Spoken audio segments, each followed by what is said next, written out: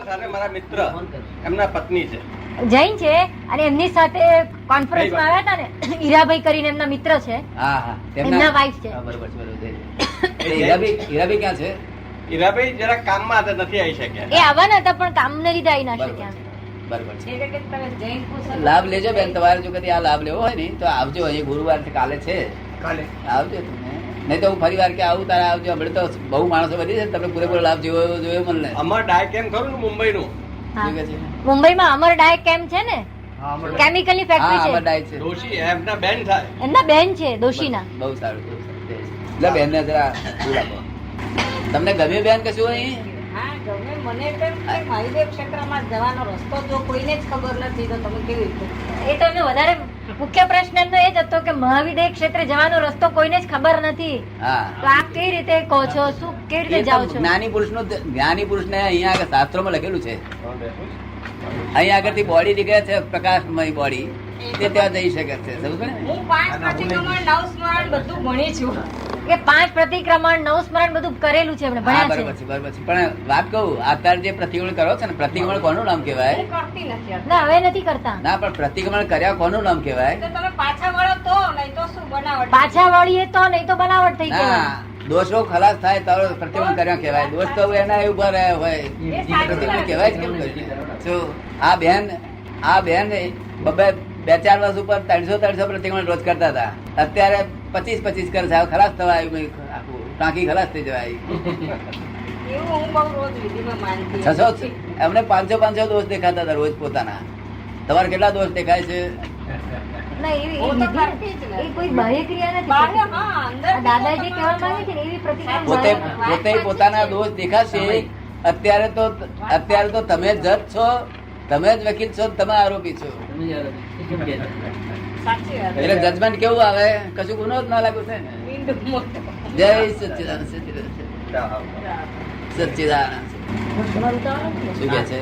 ભાઈને થોડાક પ્રશ્નો પૂછવા છે. એ ધ્યાન ને અમુક સાધના કરે છે, હા, એના અંગે આપને કઈ પૂછવું છે. આ પૂછો ને બધું.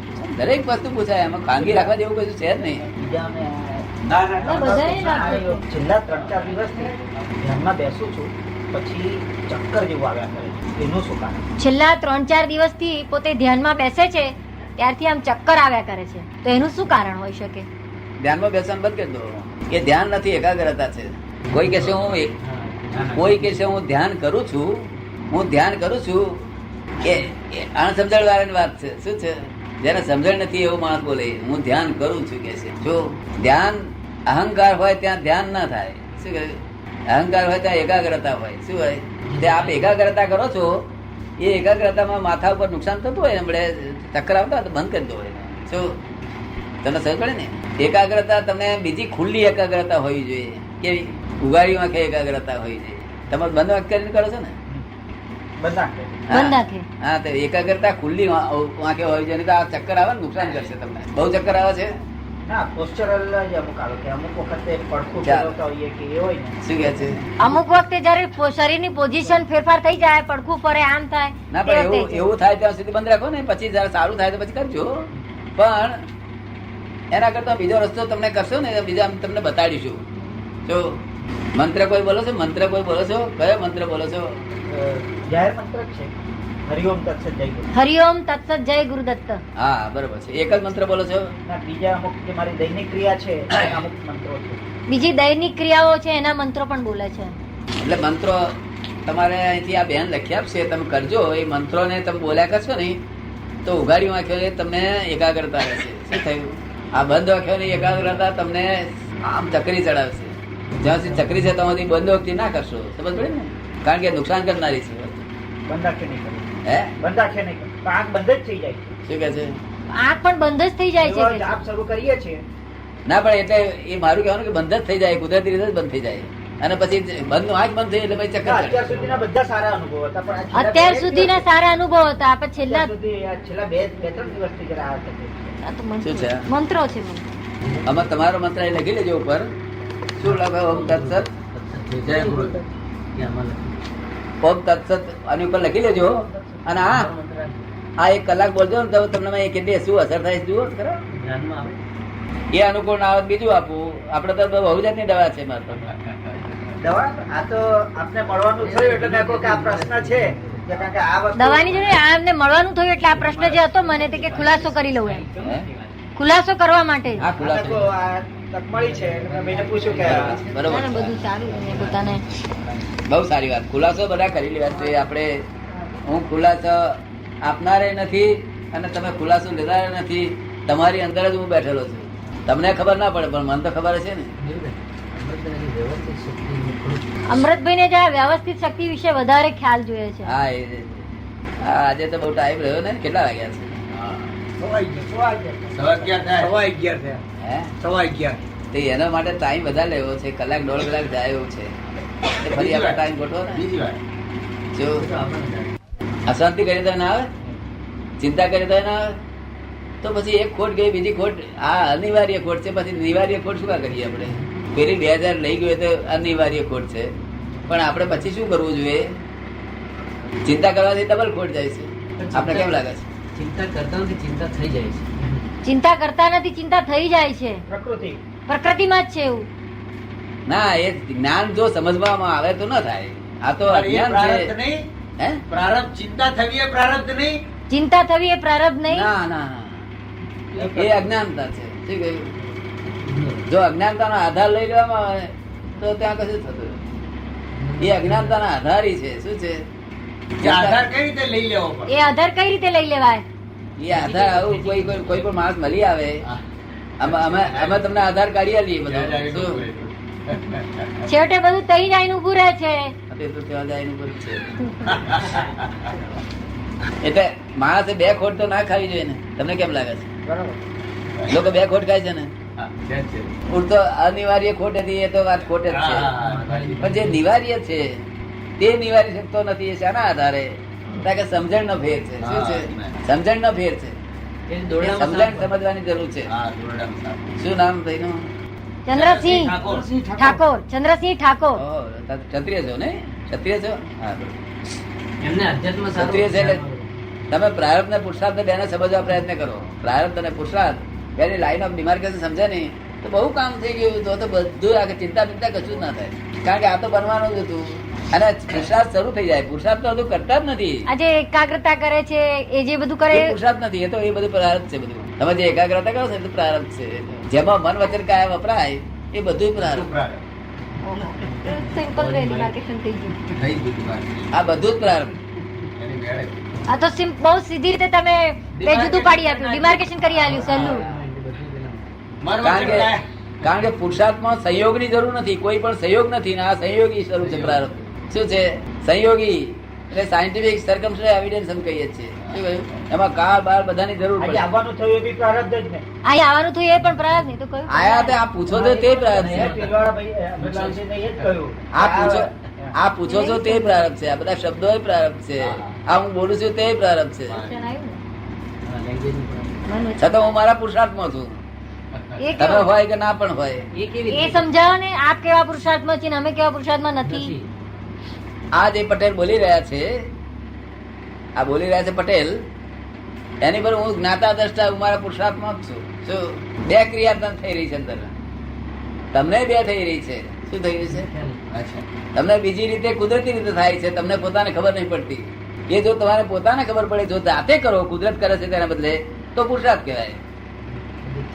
આ સમજ પડે ને? અહીં તમને ભાવના ઉત્પન્ન થાય કે ઓ બહુ સરસ વાત છે, આપણે આ કરવા જેવું છે, એવું ભાવના ઉત્પન્ન થાય કે ના થાય? એ ભાવના એ પુરુષાર્થ છે. શું છે? અંદર જે ભાવના.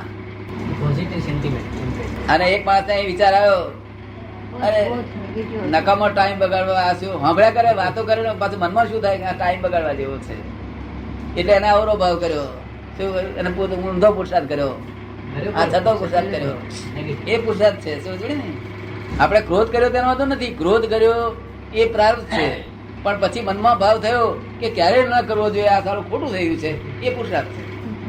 તમે લોન્ચ લીધી તેનો વાંધો નથી, પણ લોન્ચ લીધા પછી તમારા મનમાં એમ થાય કે આ ન કરવું જોઈએ, કેમ થાય છે? હે ભગવાન, મારી ઈચ્છા નથી છતાં આ થાય છે. જો એવું ભાવ હોવો જોઈએ. શું આપ મોક્ષ અપાવો છો, હે? આપ મોક્ષ અપાવો છો, પછી આ કહો છો કે હું અત્યારે આ પ્રારબ્ધ પુરુષાર્થ કરી રહ્યો છું, હા.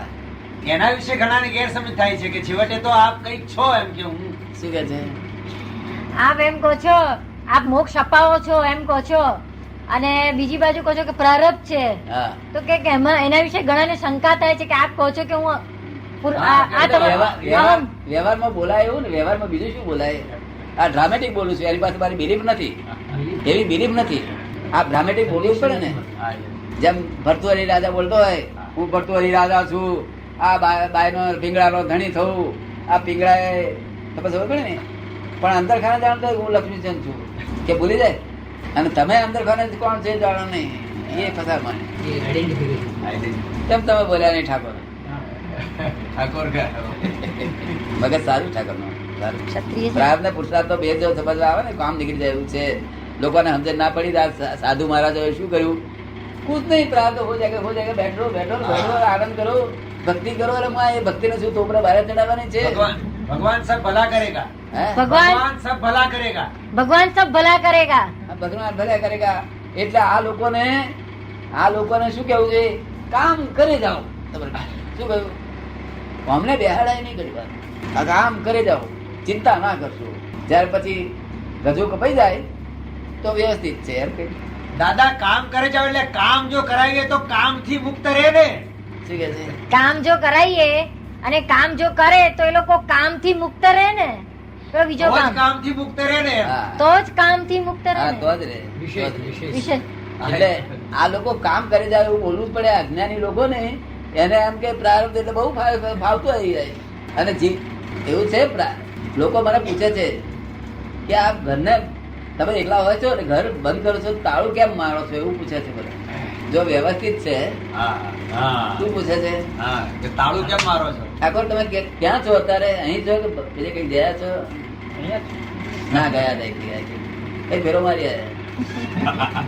હવે શું મને લોકો પૂછે છે કે તાળું કેમ મારો છો આપ? કે છે તારે મારે કેવું પડે છે કે તાળું વ્યવસ્થિત માટે મારો વાંધો નથી. આજે મારા ઘરમાંથી કોઈ લઈ જવાનું નથી, પણ એ આનો આવતો બહુ બગાડ છે કે ભાઈ આ બેસી જવા જેવું છે એવો વિચાર કરશે. માટે એની જવાબદારી મારે જ આવવા માટે તાળું વાંચીને મારે ભરવું જોઈએ. એનો અવરો ભાવ બગડે એની જવાબદારી મારે જ આવે માટે મારે તાળું વાંચીને ફરવું જોઈએ.